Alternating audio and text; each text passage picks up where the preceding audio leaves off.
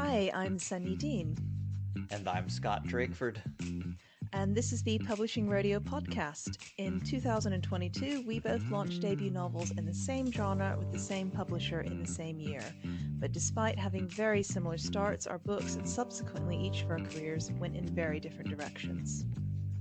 That pattern repeats itself throughout the industry over and over. Why do some books succeed while others seem to be dead on arrival? In this podcast, we aim to answer those questions and many more, along with how to build and maintain an author career. Everyone signing a contract deserves to know what they're really signing up for. In an industry that loves its secrets, we'll be sharing real details from real people. We'll cover the gamut of life as a Big Five published author, from agents to publishing contracts, finances, and more. We're getting to some of the questions because we've had a bunch of questions pile up, and I thought we'd deal with basically the more personal questions because those aren't a good fit for episodes with guests. And one of them was more of a comment than a question, shall we say. Someone saying that basically that they would love to hear some of the positive parts of publishing, like meeting, connecting with your readers if there are any. And that there's a lot of joy. It'd be nice to have a balance because it's starting to feel like if you're not making high royalties or a huge advance, there's no hope. I mean, yeah. Hope for what? Like, no, I think we're going to say the same thing, which is that depends what you're hoping for. If you want to hit the New York Times bestseller list and make a shitload of money, but you got a small advance from a small press, then yeah, there's no hope. That's not going to happen, unless you're the next 50 Shades of Grey. But if that's what you're banking on, go buy a lottery ticket. But if you're talking about hope in the context of can you have a good publishing experience regardless of your advance size of publisher, then yeah, people do. Yep, and I mean, if your expectations are low, you're going to have a better time, right? And understanding what you're getting into when you sign the contract makes a difference. So if you're one of those people that writes because they love to write and you're just going to write things the same way no matter whether they sell one copy or a million, then yeah, great. Submit it, and if it gets published, who gives a shit whether it sells? If you're independently wealthy and you don't care about a paycheck, then great. I guess publishing's for you. But if you have aspirations to make money in this business, you're probably going to have a bad time at one point or another, right? Because this business is run in such a way as to keep publishers in power always. Always, always. There is no author, with perhaps the exception of, a bare handful like the Sandersons and the GRRMs of the world. There is no author that a publisher can't survive without, right? And they will tank you if they have to, and they will cut you off if they have to. And you get a 3-book deal, and that's pretty common. After that, 0 things are guaranteed, whether you sell or you don't. And your performance of your contract that determines your next contract size is mostly out of your hands. So yes, there are good things. The good things I've taken out of publishing, and we mentioned this in the first episode, right, is basically the friends I've met. So Sunyi, meeting her has been a huge deal for me in writing and just my personal life, right? Yeah, no, for real. Okay. And the the friends we've made in our little Discord group, and the friends I've made outside of that, even other writers, some reviewers, people I've connected with that I just wouldn't have been able to connect with if I hadn't put time and effort into my own writing and into the writing ecosphere, right? So there are good things, and I've made, I think Tor's paid me like 16 grand of my 30 grand to date. So if I didn't have any aspirations and I kept my day job and I just wanted to do this as my hobby on the side anyway, regardless, then yeah, that'd be great. That'd be an extra 16 grand in my pocket. But coming from where I come from, and this is where maybe I'll make it awkward on the other side. I I was making an order of magnitude more than my entire contract amount in a single year in my career. Yeah. right? And did I leave that career just to write? No. But was it part of it? And did I put unfounded hope in publishing, at least eventually being able to replace some portion of that, and some meaningful portion of that? Yes, I did. And I hoped to be, a big name in the industry, mostly because, well, one, the validation feels great that, you're good enough at something that people want to consume it. But two, because I want to make a living, like that's not a weird Yeah. thing for Yeah. people in any industry to want to not only make a living, but make as much money as possible. And this industry is so tightly controlled by old school companies that do not really give a shit about whether you can make a living at writing. Yeah, and that also answers part of the question of do you have goals or aspirations, which is one of the ones at the bottom. I want it all, but go ahead, Sunny. I want to hear yours. No, that I mean my answer is the same as yours. Like my aspirations are that I want everything I can get. I want everything the world doesn't owe me, and I won't cry if I don't get it, but that's what I want. And it was a different experience. My experience felt like, I didn't have a job to give up because I was unemployed. I didn't have a future to weigh because there wasn't one. So writing filled that vacuum that was already there, and publishing, it was a straightforward thing for me. So that was a huge positive. Yeah. And if it doesn't pan out, it's like, well, the worst that happens now is like the next book tanks. I never get any other deal. Nothing ever works out. But it's given me enough that it's like it's dug us out of poverty. It's given me a house, a car, driving lessons, a new laptop. Fine. I'll walk away from Yeah. that. Amazing. Yep. um, and I guess linked to that, I was going to ask this person's follow up question, which, well, Yeah. no, well, this is actually my question, which is, what was your best moment in your debut year, if there were any? You go first. Okay, my answer is not going to be what you expect. There were probably two, I guess. The first really standout moment I think of debut year for me was when R.J. Barker complimented my partner's enormous vegetable online. Um, Okay. no, listen, I'm going to put this in the show notes now. We grew this carrot in the garden, and it was literally the size of my calf, like from knee to ankle, right? And I put it on Twitter, and I think he just commented underneath, and he was like, "That's a serious vegetable, Sunyi." And I was like, "Yes," but it's because, right? So why is he, why is he commenting on it? Well, he's following me on Twitter. Why is RJ Barker following me on Twitter? Because 1,000 years ago he had the same acquiring editor as me, and Lindsay picked him up when he was at Orbit, and he happens to live in the same city as me, which is wild, and we're randomly in the same writer group that we've never met like there in person. And Hmm. it was this moment that crystallized. It was like, I'm gonna I'm online, and I'm like talking to author people like I'm an author person, and I'm gonna have author friends now and have like an author life, and that's fucking cool. And like 95% of my friends are authors, and that's fucking cool. And I think it was just that moment. It's like, yeah, I can just like talk to authors who I used to be scared of. I would have been scared of talking to you like 5 years ago if you'd been published. And no, it is I like get you it. Yeah, forget I know about what you it, mean. Yeah. Yeah. Yeah. Um, and I'm reminded of it periodically when I meet people. Sometimes like, oh my god, you wrote a book. It's like, yeah, me and like everyone doing NaNoWriMo, but. um, so it was just like that moment. It was like, yes, I can speak to other authors like it's no big deal, and we can all joke about my partner's enormous vegetable on Twitter. So, I guess the other moment was when the book reviewer who I'd followed for years and years in my 20s, who wrote amazing thousands of words reviews that inspired me to write because I wanted to write a book so good that someone would write a 2,000 word review about it. Um, I sent him a copy of my book, and he agreed to review it. And just like, I don't even know, maybe he felt pressured to be nice about it or whatever, but he read it, and that was cool, and he posted about it, and that was cool, and it felt like my life had come full circle. So there you go. Those are my positive moments from debut year.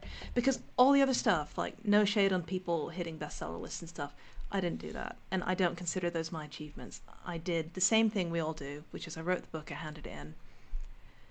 The fact that it sold well had nothing to do with me, in the same way that if it sold badly, that had nothing to do with me. I get what you mean. I get what you mean. Yeah. And I totally get that. But the best things about debut year for me were undoubtedly connecting with you, and then with Richard and Clay and the rest of our awesome group. I go back to, and I'll give an example of why. So beyond just having friends who understand what you're going through, which is a big deal in this industry because it is a very lonely pursuit, right? And the information on the industry and what's normal, what's not, what can be done, what helps, etc. Like I felt like I was going insane before I found you. Because nobody else, even in private, most of the time, they won't talk about the bad stuff, right? Even when I saw bad stuff happening to people, they didn't want to talk about it. Because nobody wants to be seen as the whiner. Nobody wants to piss off the people who are cutting checks, etc.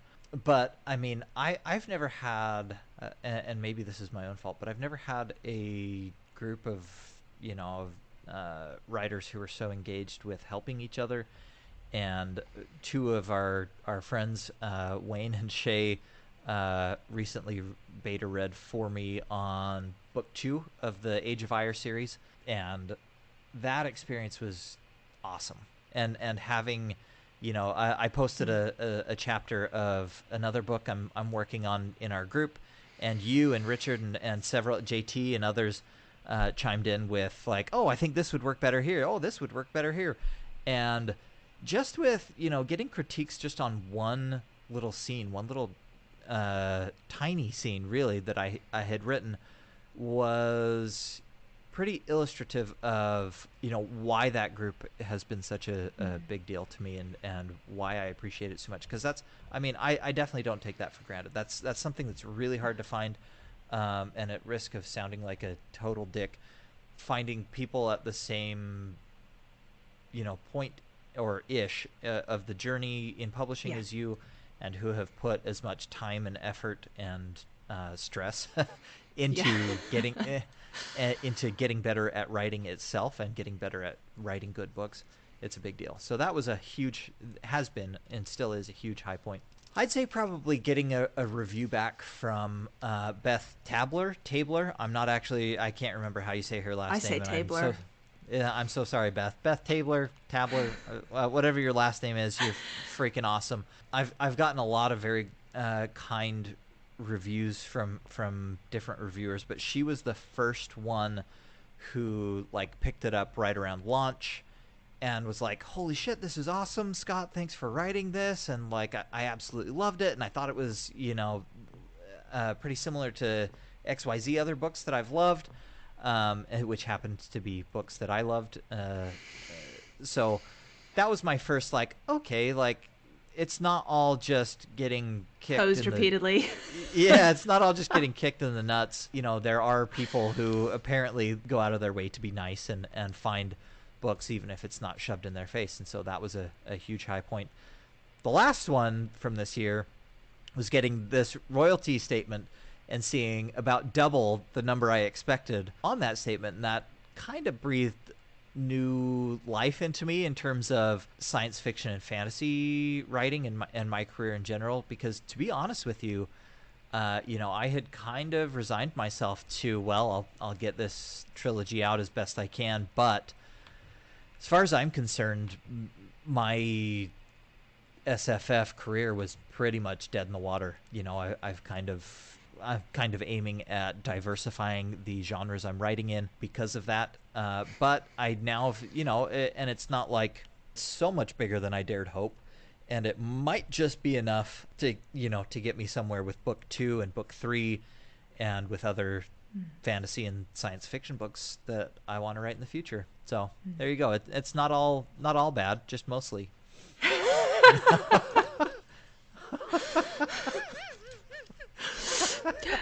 Straight off the back of that question, we had basically two different people who were wondering if we felt it's worth it to have gone the trad route, and for you specifically, if you'd consider indie or different publisher in future, because I think a lot of people are kind of struggling, like, is it worth it? Are they disillusioned with it? So You feel free being to, me? well, one of them was for Scott specifically. Is it something you'd consider? And just in general, if we both felt it was worth it, which Yeah, we've do you want to answered go on and ahead? off. Yeah, do you want to go ahead? Because mine will be maybe a little bit longer winded, but I can go if you want. Um, I think I don't really have a choice. I am so not cut out for indie, and I have this argument to death with indies where they say, "Oh, but this, oh, but that," and it's like, just please stop telling. Like the worst one is when I was really really skint, and people would tell me, "No, no, it just costs. You only have to pay this much for editing and this much for that," and it's like, I then you have to have this awkward conversation where you say, "I can't afford even a fraction of that." Yeah. So indie for me was always kind of inaccessible in terms of timescales. When I take so long to write books, I write niche genres, which, believe it or not, like writing cross genre does better in trad, I think, and especially if you're doing standalones. You need the marketing push to actually find the audience, whereas indie doesn't really like cross genre very much. It doesn't seem to do very well. That was the received wisdom of the groups I was in. So I don't think indie is a good choice for me, but I just don't want to do it. It's like if your dream is to be a pilot and someone keeps saying to you, how do you feel about being a sailor? And it's like, well, it's not a fucking plane. Like, it's different. It's a different Yeah. path. And Yeah. I don't know. It's just, I know enough about myself to know that I don't function well in that environment. So we talked to Michael and Robin, and their keys to success were basically treating trad publishing as if it were self-publishing, but with distribution, right? And Yeah. I think that's really smart because you can't necessarily count on getting all the preferential treatment that Mm-hmm. a relatively few amount of even traditionally published authors get. But at the same time, like, They thought it was worth it. yeah, oh, absolutely, they thought it was worth it, and they were making Hmm. shit ton of money before going trad, Yeah. right? And I similarly, you just look from a business perspective, you look at publishing and look at the state of books, and the barrier to entry in becoming an author is so low, especially with Amazon, right? And that works for people, and that's great. That works for authors, that works for readers, and there are so many really good indie books. And so I really hope it's clear that I'm not trying to say that there's a quality differential there. It's just that there are so many, and the things you have to do in indie to gather attention for even a good book are just my nightmare. Like, I just don't want to do that shit. Like, I don't really I don't really like posting on social media even as myself, let alone posting, my own accolades or my own book or whatever, my own thoughts and quotes from my book. Like, honestly, if I start posting quotes from my own, especially fiction book, send help, because that's just not me, like, um, And Amazon makes it and so hard. Uh, yeah, yeah, maybe I'll get there someday. Maybe I'll acclimate myself to more self promo, but it just is uncomfortable for me. Uh, and like you said, just, I mean, yeah, the what it takes to succeed there is not only some expenditure, a shit ton of time promoting yourself, and that's the thing. I don't mind promoting something I've done. I don't even mind promoting, like, my book, and I should do a lot more of that. But I hate promoting myself, and it just feels weird. yeah. But it takes even more luck in indie than it does in trad these days, right? So, like, Yeah. it's not like us talking about the bad things honestly in trad publishing is an endorsement of indie, even though I think hybrid is the way to go, right? Like, Yeah. I think the smartest people in the business are doing some version of hybrid. Smartest one obviously is Sanderson, because he made like 42 million kickstarting his own books. But, like, the Sullivans, who we've got an episode releasing with here soon, etc., they're doing a great job, right? And the ones that I don't want to say luck into, but luck into finding a following in indie, that's great. And if you can find that on your own, awesome. If you feel confident in that, go for it. There's no reason to bother with trad if you feel like you can sell your book to a certain audience yourself and you're ultra confident in that. But there are so many distribution channels and sales channels that are currently controlled by trad publishing, whether it's via investment, whether it's via relationships, or street cred, because street cred still does exist, right? Like most people, a lot of people read Kindle Unlimited and indie published stuff all the time, but a lot of people still wander into bookshops, buy their books there. They still pay attention to publisher newsletters, etc. So yeah, long story short, I would still do trad. I just wish I had been smarter about it, is basically the point of this podcast. Yeah, I mean, even when a publisher does minimum, their minimum is, in some ways, more than you'd think because it's so baked in. The distribution's baked in. The fact Yep. that, the fact that your Tor's season, this season's fantasy hardback will be enough for some people to have just bought it on that. Yep. So it is a whole thing, and you can argue that they should try harder in certain things, but I'm going to cut that bit because it made no sense. But yeah, it's there is a baseline good that comes from publishing trad, especially Big Five trad. Yeah. Even if if your expectations are not met. And in terms of what you can do for yourself, I think I will leave that to the various episodes where we're talking to like 3 different publicity people, because I think, to be honest, I don't know. Like, if I knew, I would have done it. Yeah. Like, there were things I tried to do. I tried to engage with people one-on-one, but fundamentally, I really found social media hard. I couldn't hack it on TikTok. I had to leave. I keep my distance on Instagram. I have everything publishing related muted on Twitter. Like, I can't hack social media, so don't ask me what you do on social media to promote yourselves, because I don't know. Yep. But there are people who do, and there are things that work. So we'll talk to them eventually. Someone asked a question about how basically does commerciality affect your books and contract. You've talked about this theory of having a book that's high concept, right? Do you want to talk about that, or do you want me to give the bastardized version? In what sense? Can you specify? So, that's really funny because I had to ask you, because you had talked about a book being high concept, and I was like, oh, what the right. hell is that? Okay, yeah, high concept is a term which originated from film, and it means the opposite of what it sounds. But basically, high concept means that a high number of people can understand it, and it's a cool idea that can be summarized in a sentence, basically. So the classic example I would give is that Hunger Games is high concept because you would say it's children fighting for food in a dystopian world. I'm sorry, I've not read the book. I'm just trying to remember. Whereas Old Man of the Sea is not high concept because it's about an old man going fishing and nobody likes him and he's by himself, and literally the book relies on execution because the concept's not.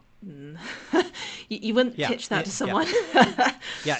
In practice, the way my brain interprets it, at least, is a good high concept book or story, whatever, is really easy to write a good elevator pitch for, right? Yeah. So, like, Book Eaters, not only is that a good high concept, but, like, you can get the gist of your world in just the title, right? Book Eaters, you know what the book's about. I did not realize, the extent to which modern publishing depends on having something like that to push a book.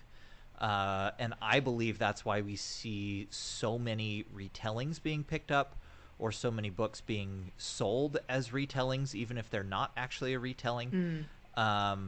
Because in today's environment of publishers basically only knowing how to send out a pamphlet and a book to booksellers and post some grabby shit online. Trope lists, yeah. Yep, trope lists. I think there was a question on the list of stuff we were meaning to get to later of like, what would you do different? And this is a big one. I wouldn't write my book differently, because my book is an exploration of love between siblings, and very tech heavy on purpose, for better or worse. It has some things that meant a lot to me, and I wrote the book and the story that I wanted to write, and that's that.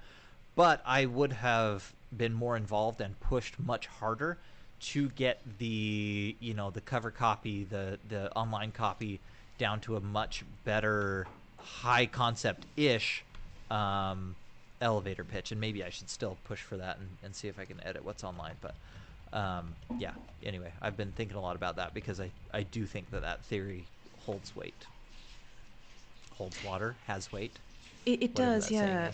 And I know I get accused, I'm sort of known for being a little bit obsessed with query letters, but I did really find that studying query letters taught me how publishers look at books. And when I cracked query letters, when you get those montage scenes in action films where the person learning a martial art or something has to do something that seems really stupid, and then at the end of it unlocks the skill for them. Like in Mulan, where her instructor's like, go climb that pillar with weights attached to your arms, and she's like, what the fuck? But then when she finally is able to do it, she becomes like a really pro soldier. And that's what query letters were for me. When I finally, they seem like they're unrelated to publishing, and when I finally cracked them, I was like, this is the key that shows me how publishing sees novels, how it breaks them down into tropes, into sellable portions, into consumable products. And once you see it, it's kind of like the Matrix, all you can see is numbers everywhere, which is kind of bad. Yeah, I was going to briefly mention auctions, because someone asked about auctions. I don't know if that's worth going into. That's in the forbidden episode, right? Yeah. Yeah. I mean, I can talk a little bit about the harbor side, but in broad terms, there's different kinds of auctions. Your agent will talk you through what's best, and generally they go from like, it's all about controlling the information. So like the first round I had an auction on the UK side. The first round, my agent was like, didn't tell the publishers involved who had bid what, and then the second round, the publishers got to know what the others had bid, so they could see if they could change it. And there's different. It really varies depending what you're doing, but we'll talk about that more with Nick Binge, I think, because like everything about his books went to auction: the film rights, the books themselves, blah blah blah. Wonder what that's like, huh? Oh, I think he had quite a long road, but yeah. We can hate him a little bit. We'll hate, love him. It's fine. He's a nice guy. I'm going to cut this. Hate the game. Yes. Don't hate the player, hate the game. Yeah. No. He'll talk about that more. I'm probably going to cut all this because this is waffle, actually. Anyway. All right. So. No worries. So small presses, we're going to speak to Nadia Fifi in a couple of weeks about that. But the short version is, I personally would self-pub over a small press, just because I have so many friends who have signed to small presses that were well-meaning, but basically a lot of small presses fold, or there are a lot of considerations, or they don't have distribution of the things that I want from a publisher. Yeah. For me, if a publisher doesn't have distribution, I'm not interested. Yep. But that equation's different for every person. If you publish poetry, you're with a small press, or you're self-pubbing, and that's it. So. Oh, this is getting so rambly. I've had too much rum or something. No, you're fine. So the other I'm just looking through the questions now. The other questions that maybe we didn't hit are like, agent. Yeah, we can talk about that later.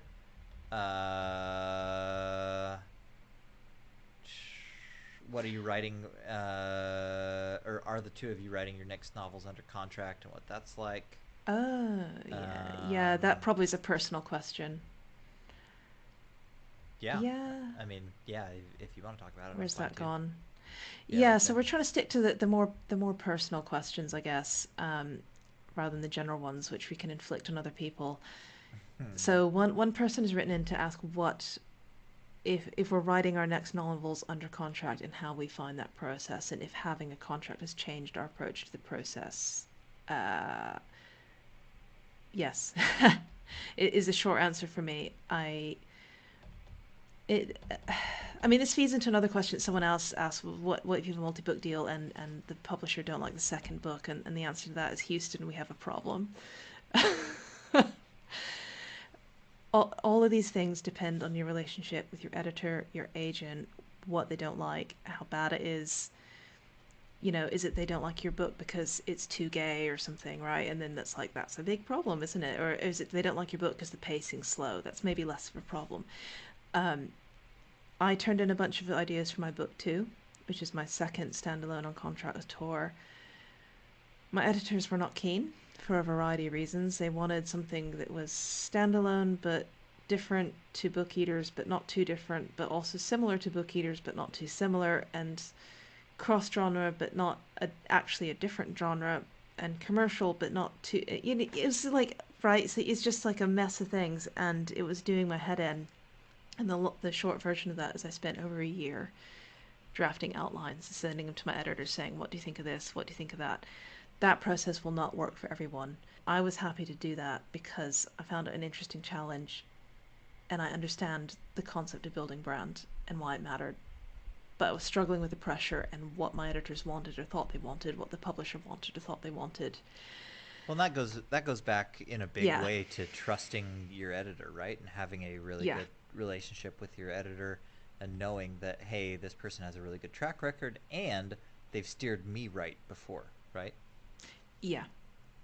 Yep. Yeah, and basically, you know, she was saying, I want you to write something completely new that you've not thought of before, completely different from things you've tried before, and really push yourself. And that was really difficult. But we did eventually settle on an idea, and, you know, she's seen at least one draft, and that idea is cemented in stone. So it did work in the end. But yeah, it was different and it was difficult. Second book syndrome was very much a thing. You are so aware of commercial pressure. You're so aware of the specter of living up to your own sales. Basically, everyone's telling you, write a book that is going to be a bestseller when you don't even know if your first one will be a bestseller yet. Like, does that sound horrible to say? No, not at all. And I mean that is a very real pressure, right? Like, First world problems, but yeah, it was a thing. I wouldn't complain about it, but if someone's asking, it's like, what was it like? Well, that's what it was like. I don't recommend it, but you know, it was better than not writing, so it's not yeah. like I was definitely grateful. But you know, go for your answer. Feel free. Yeah, no, We're and taking really and long. Sorry. no, you're totally fine. And for the record, I sympathize because you do have a lot of pressure on you. Doubly so because you're on a big contract. You have high expectations from your editor, um, and because you're on a contract of standalones. So it's not Yeah. like you just get to continue the story you already built. You're having to come up with an entirely new story, new book. Everything's different, right? And Mm. still hit on that same level. And look at, not to psych you out, but look at even like the biggest authors. Very often they have one series or even one book that Mm. does extremely well, and then that's not a guarantee that the other ones do. I mean, and there are authors out there like the Kristen Hannas and whoever else that write just bestseller after bestseller, and they're not necessarily related, and whatever else. The Bernard Cornwells of the world. But I will say this, having read your book that you just turned in, and I know it's changing significantly in edits, but God, it's so good, and people are going to love it. Thanks. Yeah, for me, I mean, it's a very different situation, and in fact, it's probably the exact opposite of that, right? So my expectations and my own hopes and dreams went from sky high to about as low, close to zero as you can get, right? With how Yeah. launch went and what I thought my sales were, etc. And even still, like 6,000 books moved is great, but it's still not moving any needles in my life, right? So for me, I already had book two written, thank God, and I've just been going back and forth with edits, and this is in between a whole bunch of life stuff, like moving across the Mm. country and other stuff I have going on in my life. I'm a full-time dad and got a lot of stuff, a homeschool dad, and have a lot of other stuff going on. Yeah, so I'm writing book two, I guess now editing and finishing edits on book two under contract.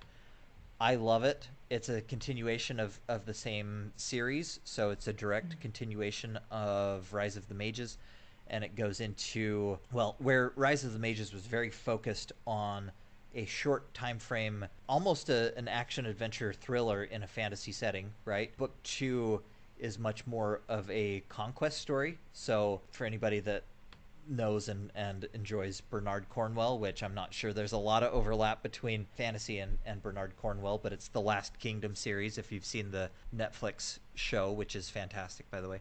But the books are still better, even though the show's great. It's very much in the style of that because it's morphed into a conquest story. So I absolutely love it. But yeah, I mean, overall, I'm writing with less pressure, fewer expectations than ever.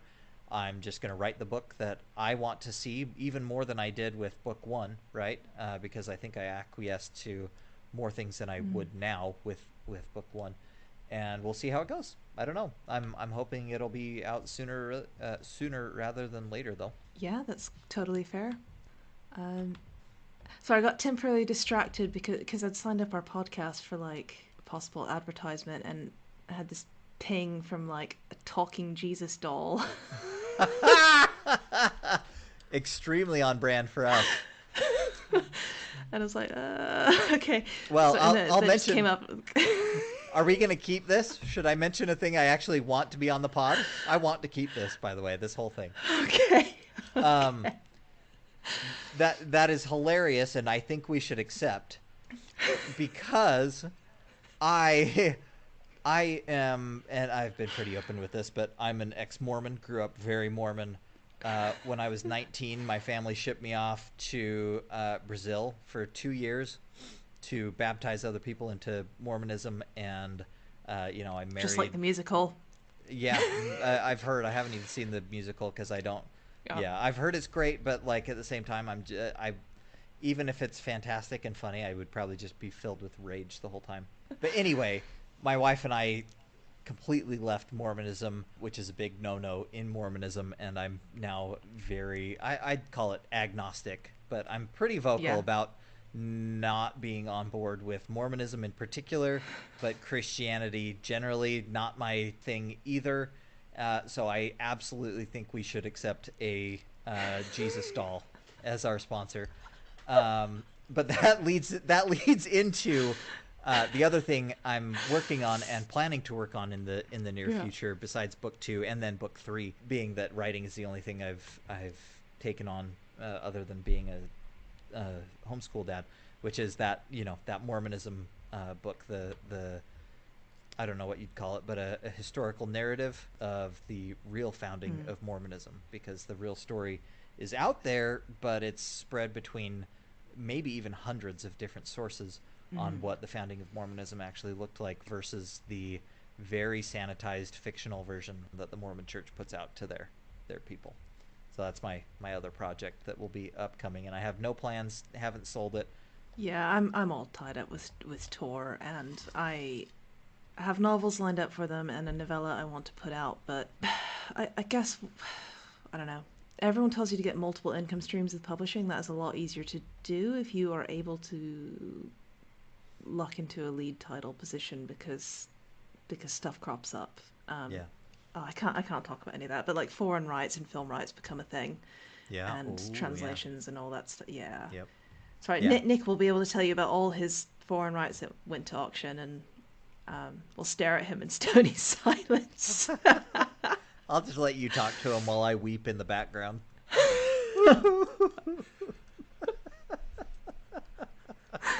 Oh. Okay. Is that it? Do we want to call it at 2 hours this time? Yeah, we'll call it. Yeah, sorry it took so Okay. long. Like 20 minutes of that was me putting my son to bed. I mean, what are you apologizing for? This is both of us, and this is fantastic. Yeah, it'll cut down, I'm sure. Where's it gone? Stop. You've been listening to the Publishing Radio Podcast with Sunyi Dean and Scott Drakeford. Tune in next time for more in-depth discussion on everything publishing industry. See you later.